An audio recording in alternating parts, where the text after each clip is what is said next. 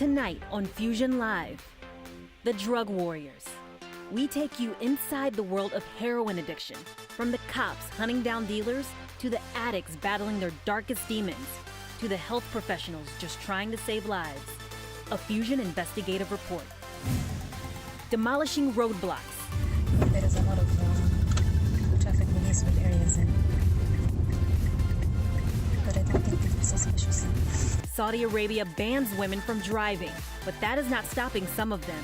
Meet a woman challenging her government and facing potential danger. Giving a voice to the voiceless, we introduce you to a man on a mission. It's really to create that interaction with people, and that's what drives me. We sit down with French artist JR and show you how he is changing lives. And in our Fusion feed, Living on the Edge, we take you to a place called the most dangerous hiking trail in the world. And later, sex nerd Sandra is back. We're talking about STIs. That would be the safest thing, is to not have ejaculate in your mouth. Oh yeah, she's gonna make you blush. All that and more during this next hour of Fusion Live.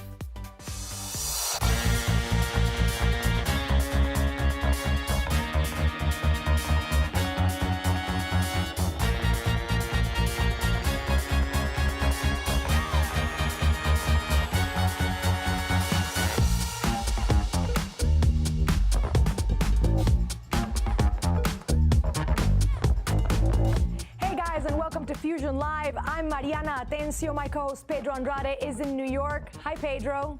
Hi, Mari. We have a great show for you today, so let's get it started. We begin with today's top story. That's right. Multiple shootings reported in Ottawa, Canada today. According to Canadian police, a soldier guarding a war memorial was fatally shot this morning. Then gunfire was later reported inside the Parliament building. It appears to be the work of a lone gunman who is now dead, but the capital remains under lockdown as police searched for other possible suspects. It's crazy to watch the videos. This comes 2 days after a soldier in Quebec was killed in a hit and run by a man police identified as a, quote, radicalized Muslim. Canada raised its threat level after the incident, which they are now calling a terrorist attack. And at this time, Pedro, there's no confirmed link to today's shootings.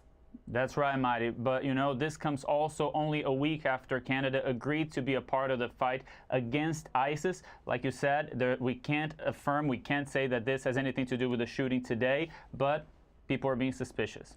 And what we don't know either is the man's intentions. That's all we can tell you about the incident in Canada. Pedro, of course, will join us again later in the show.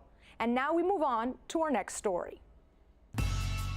Earlier this year, we met Justin Bemis, a heroin addict in Rutland, Vermont. 5 out of 6 kids in his family have been battling drug addiction most of their lives. In our Fusion Investigates series, The Drug Warriors, we're taking a closer look at America's failed war on drugs and a heroin epidemic that's been sweeping the nation. Fusion investigative correspondent Dan Lieberman went back to Vermont and reconnected with Justin Bemis as he tries to get his life back on track.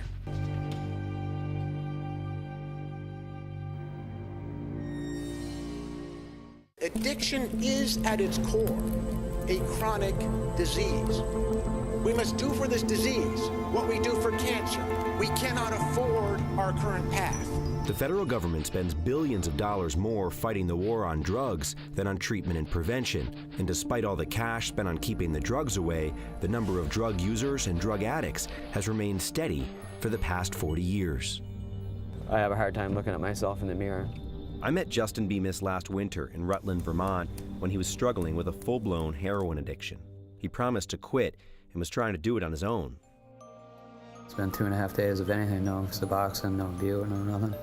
If I can get a little piece of a Suboxone, I'll be fine. Suboxone is a treatment drug that helps get people off heroin, but the waiting list to get it is months long. I called 11 doctors and not a one of them was taking on patients. It's hard enough to make that phone call, but then when you have to make 10 phone calls and get nowhere, you give up. When somebody's ready, particularly in this disease, in this field, you want to be there for them because that readiness can be very fleeting. The state of Vermont increased funding for heroin treatment earlier this year to try to reduce wait times. But while addicts are waiting, police are busy making heroin-related arrests. So far this year, nearly 50 people in the Rutland area alone. When I returned here this summer, I saw the cops arrest nearly a dozen people in just one day for trafficking and distributing heroin.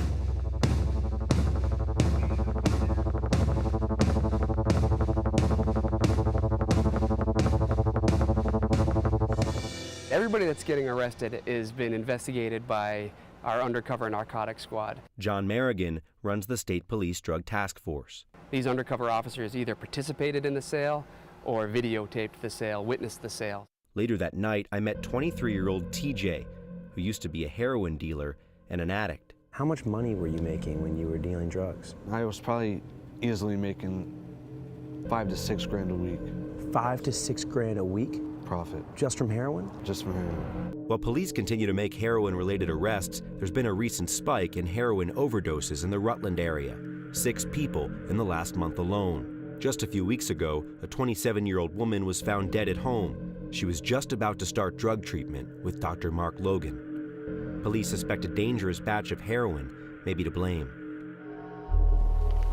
For the lucky ones, help arrives before it's too late.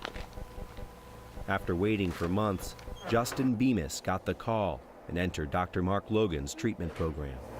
Hey, Justin.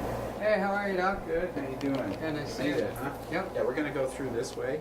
He's done exceptionally well. He's been not just coming in for appointments, but frequent urine drug screens, frequent check-ins, therapy groups. When I sat down with Justin this summer, he looked like a completely different person, happy and alive. The scars from his old habit are gone. I remember when you showed us your hands, and you can see now that they're healed. They haven't been used in that way in a long time. And yeah, I destroyed them, but yeah. You have a hard time even remembering like why, like the grasp it has on you. Now Justin takes Suboxone daily. Yeah, right here. It's about time I take my half. I have my other half dose. Just that little thing? Well, that's a little less than half of one. You know, but it's not much. It's a gel. Goes under your tongue. It's just like taking a vitamin in the morning. And you put it right on your tongue. Yeah, it dissolves. You know, it dissolves within a couple seconds. For his parents, Art and Linda, they're just happy to have their son back. I had picked him up from one of his meetings, and I just kind of looked at him, and he said, "What are you looking at?" And I said, "You're smiling." I mean, really, he hadn't seen him really smile. In years, really. Yeah. I mean, it's been a long grind. Such a relief. Joining us now is Fusion Special Correspondent Dan Lieberman. This is the 5th installment of this series. You said you went back in the summer. How is Justin doing now? Yeah, I saw him in early August, and he's just doing so great. I mean, to smile like that, to have life back in his body, no more heroin, you know, he's really doing well. It's nice to see. But, you know, there are still, you know, this is still recovery. This is still treatment, and there's a long road ahead. It seems like it's a miraculous little pill, as you mentioned, but what are the probabilities of him relapsing on this treatment? Yeah, I mean, Dr. Logan, where he's getting treatment, you know, he says that half of patients on Suboxone, 50%, he estimates, relapse when they're on Suboxone. But, you know, it's really patient to patient. And he looks at Justin, and he's very optimistic that he's going to stay on the path. And when you talk to Justin, he says, there's no way I'm turning back. He's been clean for how long? About 7 months now. About 7 months, he's been, you know, really in recovery. He's going to group meetings, sort of like AA 12-step meetings, but it's all sort of a whole process. It's not just the Suboxone tab that he puts under his tongue. He's got to really stay on the path, be in treatment, talk about it, have a sponsor. How affordable is this treatment? Well, you know, it's a lot better than what he was paying before for heroin. When we met him last winter, he was paying $600 a day for heroin. And now with Medicaid, you know, he doesn't have to pay anything. But if you don't have insurance, it could still cost $400 a week. So for a lot of people who are waiting on treatment, it's still an expensive road. So you mentioned the chilling stats of fatal overdoses in Vermont. What's the national panorama that we're looking at? Well, I was really shocked when I saw this report that came out earlier this month from the CDC. From 2010 to 2012, there's been fatal overdoses have increased over 100%. And that's just in 28 states that they looked at. So you're seeing a huge rise across the country, over 100% in just a couple of years. And again, as you mentioned, the focus is being placed on arresting the dealers and not necessarily the essential treatment for people to recover. And that's really been the war on drugs, right? I mean, putting more money into law enforcement than treatment and prevention. And when you look at Justin's story, he's really one of the lucky ones. You know, he got off that waiting list and into treatment, but as we were reporting out this latest episode, just a couple weeks ago, as you saw, a woman died and she was just about to start treatment in Dr. Logan's practice. So you see that people are waiting, they're not getting the help they need, and if you talk to law enforcement, they're not even having success. So it's it's a losing battle. Thank you for your reporting, Dan. Good to see you. Coming up next on Fusion Live, we turn from the fight against heroin to women fighting for equal rights. We will hear from a woman from Saudi Arabia who is standing up to her government, find out what she wants and why she faces danger. Plus, you may have seen his work, but probably never seen what he looks like. We're talking to artist JR about his global projects. Plus, they move slow, but they can be deadly. A look at the snails invading and taking over several communities. Are they in your city? Stick around and find out. You're watching Fusion Live. Our Twitter handle, guys, is @FusionLiveTV. Follow us on Facebook. Don't you go anywhere. I want to hang out with Dan here for a little while longer. We have a dance tomorrow. Good job. That's great.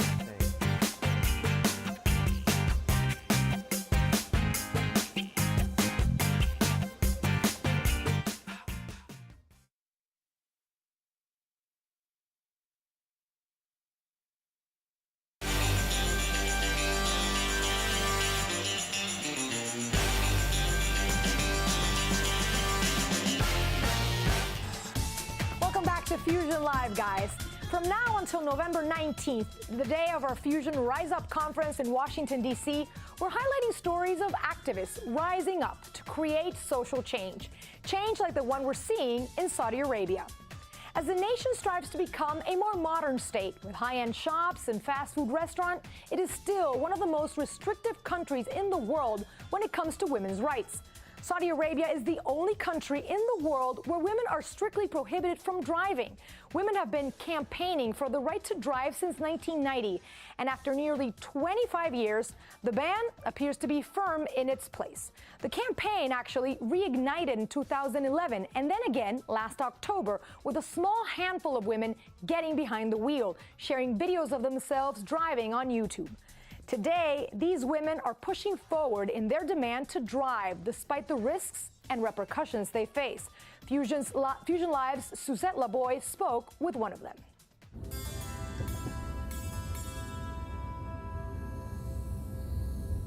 Last October, Saudi blogger and columnist Tamidor Al-Yami got behind the wheel of her car and posted a video of her brief drive on YouTube. There is a lot of traffic police with areas in, but I don't think it's suspicious. Eventually, the traffic police did get suspicious and stopped her and a handful of other Saudi women who dared to drive in the streets of this ultra-conservative kingdom. The sixth attempt, I was stopped by traffic police and I signed a pledge not to drive again. The car was my car, registered under my name, but they still made my husband sign a pledge not to enable me to drive again. And then they towed my car away for 8 months without a ticket. Saudi Arabia is the only country in the world where women are still banned from driving. But it's not because of religious reasons. It's tradition here, and the kingdom's male-dominated society has imposed these strict rules. Here's what women like Tamidor are up against. Don't touch that wheel. No woman, no drive. Supporters of the ban call the ongoing campaign a conspiracy of women driving that can lead to more car accidents, low birth rate, or even the spread of adultery. The women still took to the road to voice their demands last October, one of many campaigns to end the driving ban. 1990 campaign, the first campaign, the punishments and the reaction from the government was really hard and severe, and that's why they probably put an early end to the campaign by imprisoning the participants and banning them from leaving the country for years, firing them from their jobs. Besides going against tradition, the women tried speaking with governors and officials and even sent parcels to the king with no response. So Tamidor says she'll continue to move forward with the campaign despite any risks. The campaign is worth every risk because it's one right, a lot of rights that we are missing and we are asking for to have a good life. And all our rights, not only this right, because standing passive and just waiting for your rights to come to you will not work. Tamidor eventually filed a lawsuit against the police to get her car back. She hasn't driven since. Joining us now is Suzette Laboy. Suzette, I never realized until I saw your piece how liberating driving can be. Really, and we're talking about one of the countries that has nearly 30 million people and half of its population is forbidden to drive. That's a large number. So is it illegal for women to drive, or is it legal, it's just not customary? Well, the government doesn't even issue driver's licenses to women. It's just one of those things that the government says, we're not going to do it. So the women they really are taking a risk, and they have been forbidden to go back to the job. Their cars have been removed and taken back. So if they are caught, they do face some risks. So how do they get around? Do they hitchhike? What's going on here? Well, they do have to basically get a driver from a male driver. So a husband, a father, their uncle, their brother, that's the way they get around. If not, if they are wealthy enough to be able to afford this, they have personal drivers. One of the interesting parts that I just read is there's kind of this booming business of driving apps. So women are like now Uber type exactly apps. like an Uber type, exactly, where they're literally just trying to get these apps and find, okay, where can I get a driver? How soon can I get him? For even going to the supermarket or to the hospital for a quick checkup. So are things changing a little bit for the better for women in other aspects? Yeah, there's some slow progress to some form of gender equality. The King is pushing for, or is allowing women in 2015 to not only vote, but to also run for some of the smaller elections, if you will. So there is some form of gender equality that we're starting to see, but still no budging on this driving ban. So how will they get to the polls? Remains to be seen. Exactly. They'll need to get driven there. Exactly. Thank you so much, Suzette, Thank for you. this update. Coming up on Fusion Live, we turn from female drivers in Saudi Arabia to a group of people defining their identity. We head to Thailand for a taste of Mexican culture. We'll show you why these guys want to be cholos, or Mexican gangsters. Plus, we ask sex nerd Sandra if it's healthier to swallow or spit. You don't want to miss it. We're on Twitter, guys, at Fusion Live TV. Follow us or find us on Facebook. We're back after this.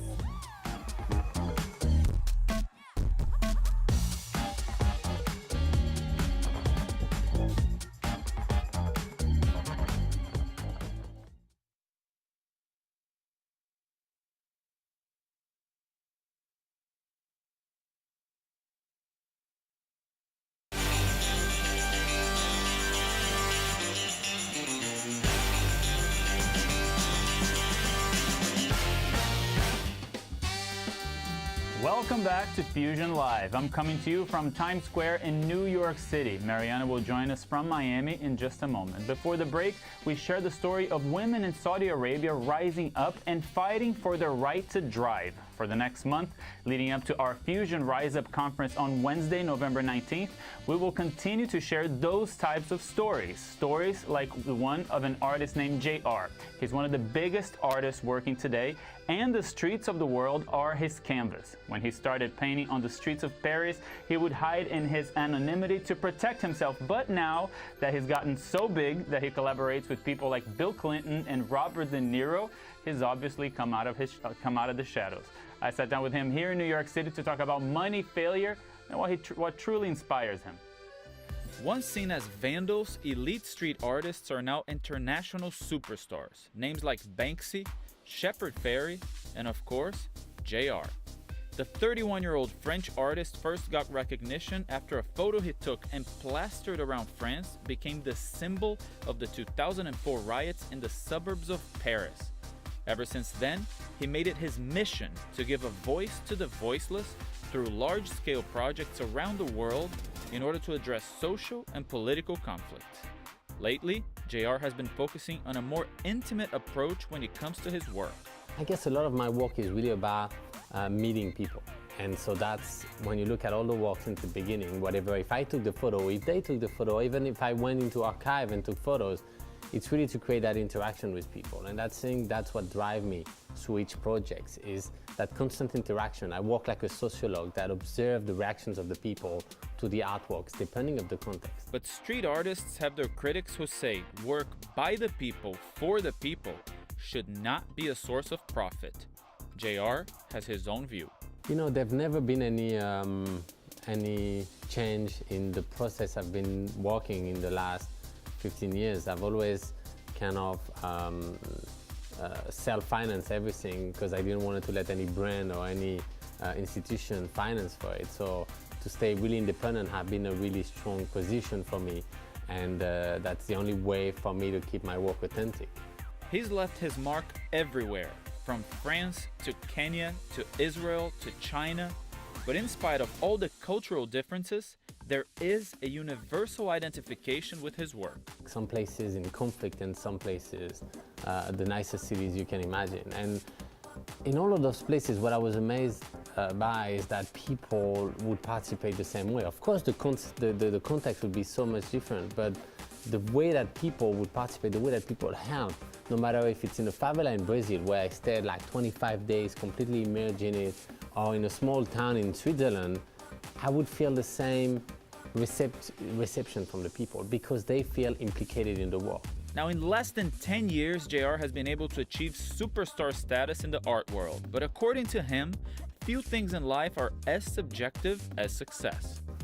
You know, as an artist, you don't really, you try things. So some people might see in a place getting arrested for your art a success, and some other might call it a failure. Some people in countries welcome me as a contemporary artist, and other places as a vandalist.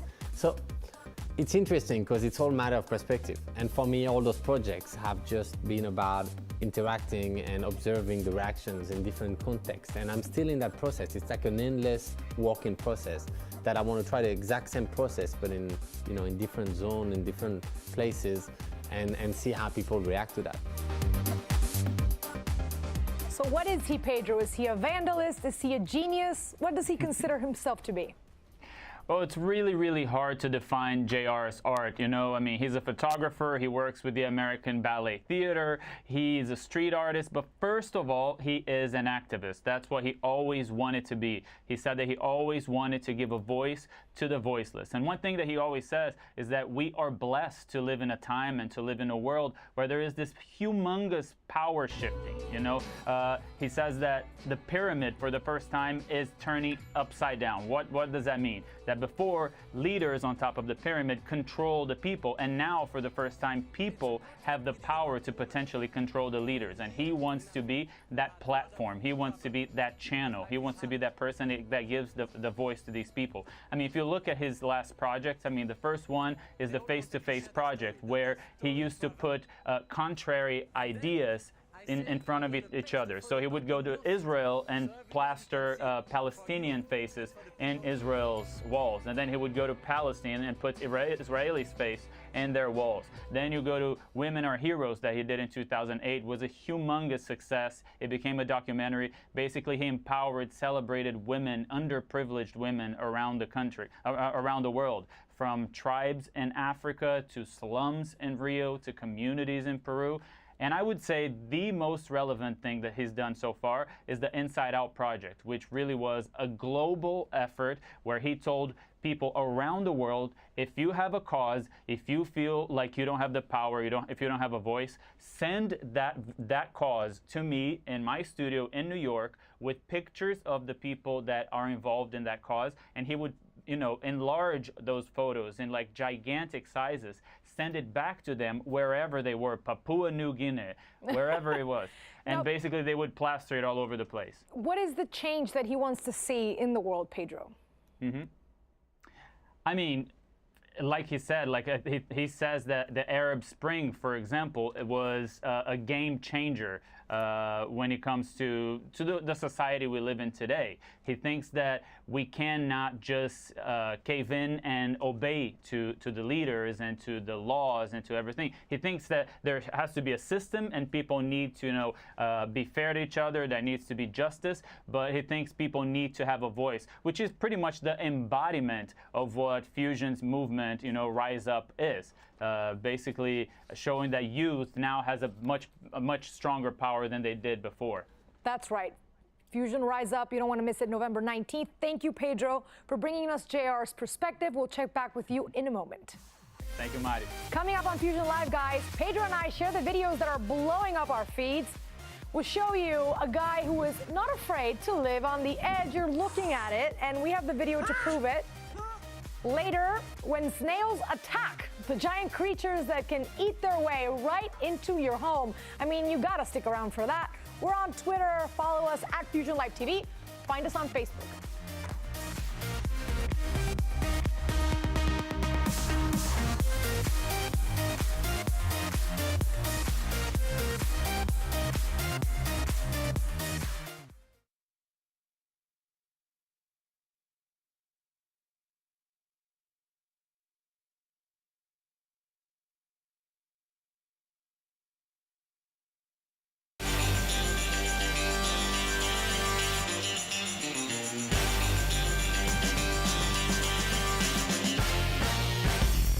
Welcome back to Fusion Live. It's time for us to share the things we've been posting in our newsfeed today. My favorite segment, it's a segment we call the Fusion Feed. Pedro, of course, is in New York today. Pedro, what are you sharing? Share it with me. Come on. Fusion Feed. Mari, I have this love and hate relationship with height. I love extreme videos. So my feed today is no different. This is Mark Lawrence on the side of Mount Hua in China's Shanxi province. Oh my God. Check out this video. Why do you do this to me? I'm afraid of height. Yeah, well, here he's climbing one of the mountain's narrow pathways. He's unhooking his harness. He unhooked it. Yep, look at that drop. This place is called the most dangerous hiking trail in the world. I mean, I think it's fascinating, but I think it's a little bit crazy. Who is this crazy man, and why did he unhook his harness? Well, it's adrenaline. You always find these people. Okay. What are you sharing? This is what I'm sharing with you. I know you follow Kickstarter pretty closely, but I'm sure you have not seen this yet. Do you remember the movie Back to the Future? Of course. You remember Michael J. Fox's hoverboard? Love it. Apparently it's real. It's the McFly hoverboard, a new project on Kickstarter that's already reached its goal of $250,000. Look at it. It lifts you like a couple of centimeters off the ground. I think that you and I can just ditch our cars and come to work in these puppies. I think I need to start saving money to get myself one of those babies, but I think you would be so dangerous in one of those, Marty. I would crash into a wall immediately. Absolutely. But that is the future. Send us your picks for the Fusion Feed, guys, and follow us at Fusion Live TV. And now we're moving on to our next story. The Thai city of Bangkok is a true mecca for the strangely beautiful and the beautifully strange. It's a city full of the bizarre, but this new trend may top them all. Listen to this. In Bangkok, there are groups of men dressing as Mexican gangsters. It's unclear why they do it, but it's strangely fascinating to us. Some video producers at Coconuts Bangkok, a local media company in the area, caught up with these so-called gangs. Oye amigo, somos latinos, mujeres bailan y gozan a mi estilo. Oye amigo, somos latinos, mujeres bailan y gozan a mi estilo. Oye amigo. ผมเต๋อดิกซี่กลางวันผมทำงานออฟฟิศตอนกลางคืนผมเป็นเม็กซิกันแก๊งสเตอร์ใจรักครับผมสวัสดีครับผมยักษ์ใหญ่ฟาเต้นะกลางวันผมตำรวจนะตอนคืนผมเป็นแก๊งสเตอร์ฟาเต้ไทยแลนด์แก๊งสเตอร์you know สวัสดีครับผมริวยามาทูบาคอนี่เพนกลางวันเป็นราชการกลางคืนเป็นช่างศักดิ์ผมคือแก๊งผมเอกดีซิตี้นะครับกลางวันก็ใช้ชีวิตปกติครับผมแต่ตอนกลางคืนก็เป็นแก๊งเตอร์ครับผมชอบครับใจรักครับผมสวัสดีครับผมนนท์ดีซิตี้ตอนวันผมเป็นเด็กช่างตอนเย็นผมเป็นดีซิตี้แก๊งเตอร์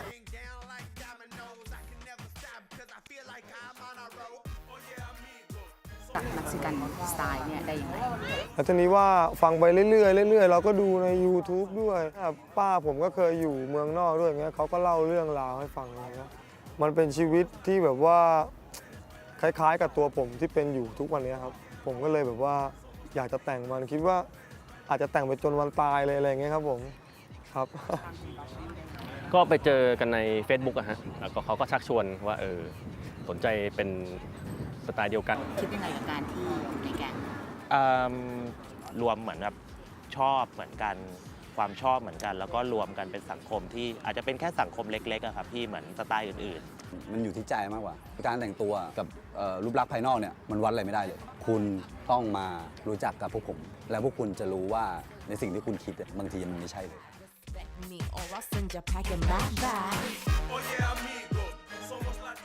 What social media and globalization has done to us. We actually spoke to Alexander Hotz, the man who filmed these gangsters, about the meaning behind the cholos. Let's hear it.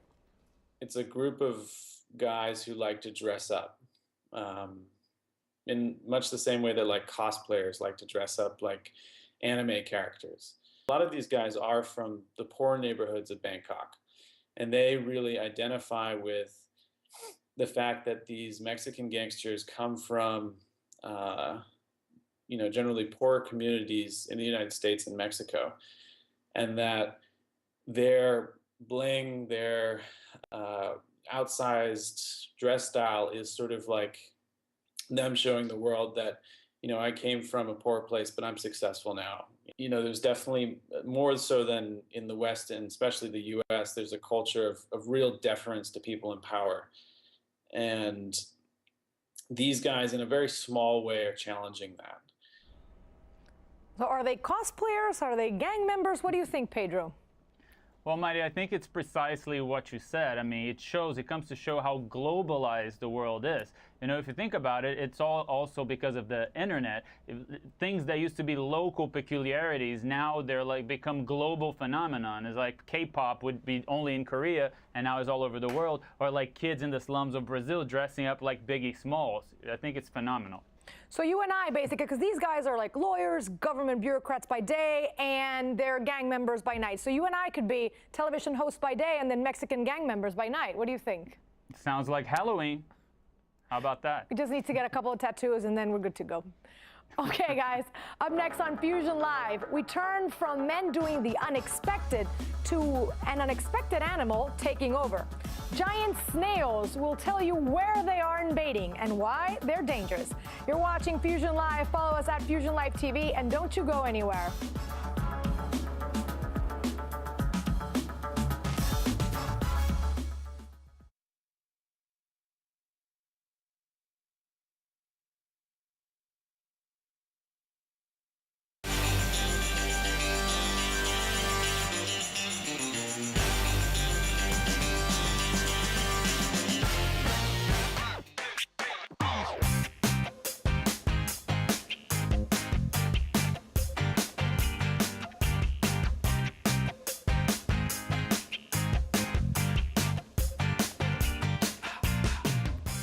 Welcome back. They're slimy and they destroy hundreds of species in their path. And if you get too close, they can even harm humans. You might not think much of them, but one species of snail, yes, snail, is taking over South Florida. The giant African land snail is considered one of the most destructive, invasive species in the world, causing a major headache to agriculture and homeowners. So what did we do? We sent our Bradley Blackburn to face these creatures in their stronghold here in Miami. It's destroying buildings, spreading disease, and might be lurking in a garden near you. It's the giant African land snail, and it's no joke. We suited up and met the enemy. Whoa, they're huge. They're like alien creatures. Why are these such a threat? Well, because the threat to agriculture, they eat 500 different plants, including everything we grow in Florida as a source of food. They carry a parasitic nematode that, if it got in you, can cause eosinophilic meningitis. Snails are slow-moving, but this invasive species has spread lightning fast around South Florida. All the way up to the Broward County line. Mark Fagan and his team with the Florida Department of Agriculture are fighting the snails 24/7. The epidemic started in one woman's house in 2011. They were all over the side of her house, in her bushes, in the garden. They were just everywhere. Since then, they've collected 139,000 snails, and all of them come here, where they put them into deep freeze or study their behavior in the tank. These gals, that's shorthand for giant African land snail, can lay 100 eggs a month and grow up to 15 inches long. Look at the trail that they leave behind. They're big, but they're good at hiding. We saw how Mark's team searches property. See here, this is a great area. You could find snail eggs. They can actually eat into a home. Correct. On the stucco walls, the cement to build the calcium. So you see the snail trail along with the poop. And if you follow it, you eventually hit, jackpot. But it'll take more than that to finally wipe the snails out for good. The federal government just granted $5 million to fund an even more powerful weapons program with a waggledy tail. This is Sierra, and this is Bear. These dogs are trained to sniff the snails out from their hiding places. Good baby. We met them in their final days of training before being deployed. Ready, Sierra? Find it. It's amazing to see them work. Good girl, Mommy. Find it. Picking out snails on the ground, even in trees. Yeah. She can pick out just the giant African land snail. Yeah, that's correct. She's trained to ignore all the native snails and all the non-natives already established here in Florida. It just gives us the tools necessary to get the job done. So a giant snail's worst nightmare is man's best friend. Definitely help to eradicating totally. Good job, baby girl. Oh, slime and eggs. I think this is the most disgusting piece we've ever aired, Pedro. What do you think? I'm fascinated by invasive species of all sorts. I mean, did you know that there are more African pythons in the state of Florida than in the whole continent of Africa? And one thing really quick that I think is really interesting, São Paulo is the largest state in Brazil, and it has the largest Japanese community in the world outside of Japan. When they moved to São Paulo, they brought this kind of bamboo that basically now São Paulo looks like Osaka. It's insane. So you're talking to me about pythons in Miami, and you know that I'm in Miami now, right? That's what it says here. Exactly. Don't be afraid. Well, I leave you with the New York rats. I'll stick with the snails down here. No. I'll take the python. Up next, guys, on our show, what happens when a romantic walk on the beach leads to something more? You'd think that the motion of the ocean, well, literally, would help with sexual lubrication, right? Yes. However, underwater sex advice from sex nerd Sandra. You don't want to miss it. You're watching Fusion Live, guys. Follow us on Twitter at Fusion Live TV. Don't get up.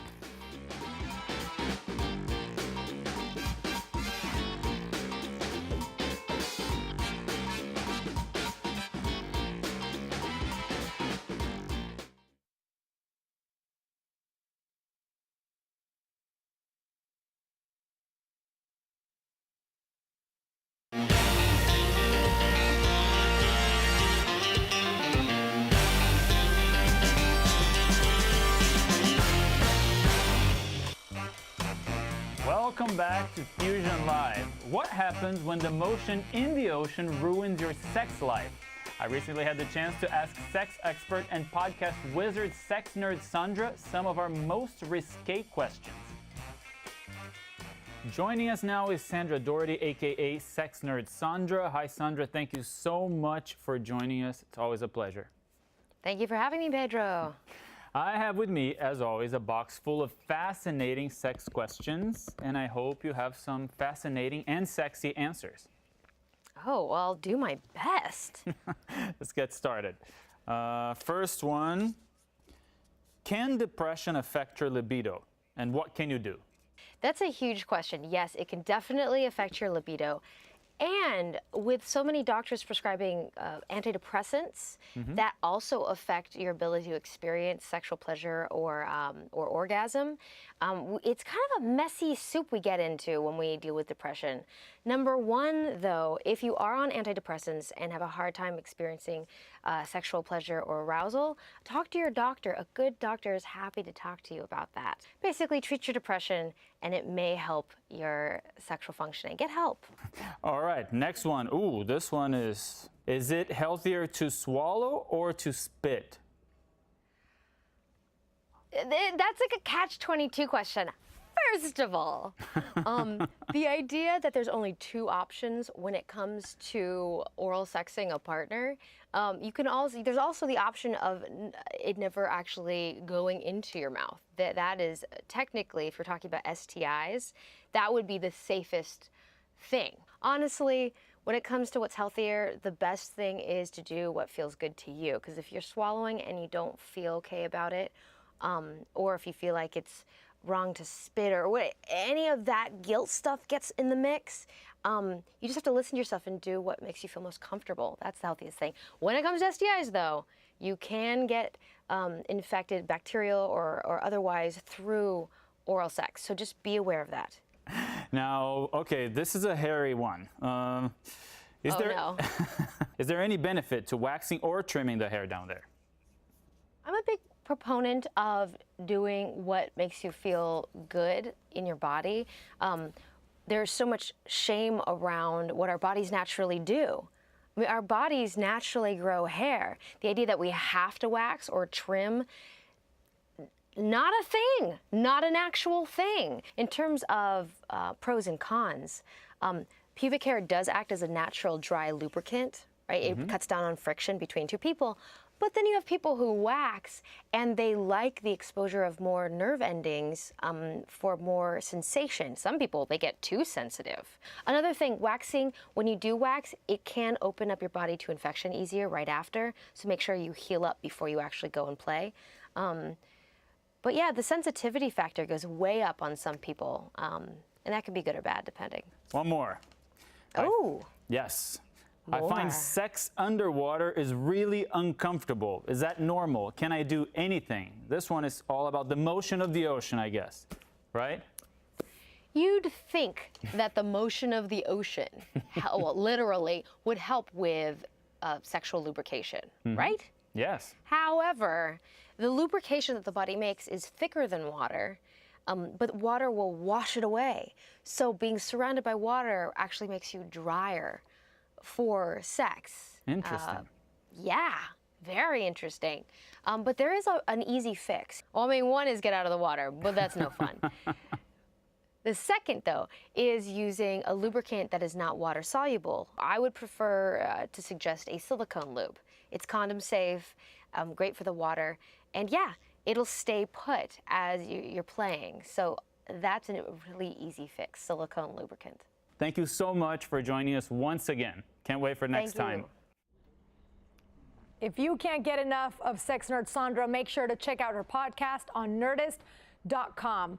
Pedro, I haven't seen you in so long. I have to say, one of the worst things about going out reporting is that I don't get to be with you as much. How is New York? New York is great. I'm getting violins over here.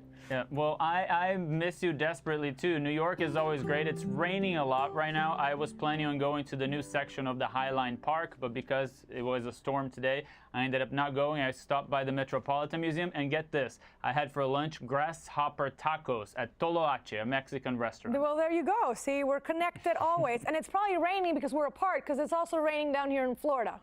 I know. They're crying. The gods are crying right now. How are those grasshoppers? Like crunchy, or is it more like a slimy type? They're delicious. You're going to love it. Next time you're in New York, I'm going to take you there. I wouldn't be inclined to like use ketchup with those grasshoppers. Is that a faux pas? Thank you so much, Mari. Okay, this guys. was fun. Maybe my ketchup idea is not the best one. That's all the time we have tonight. Thank you for watching. Remember, we're always online. Hit us up on Facebook or Twitter. Good night.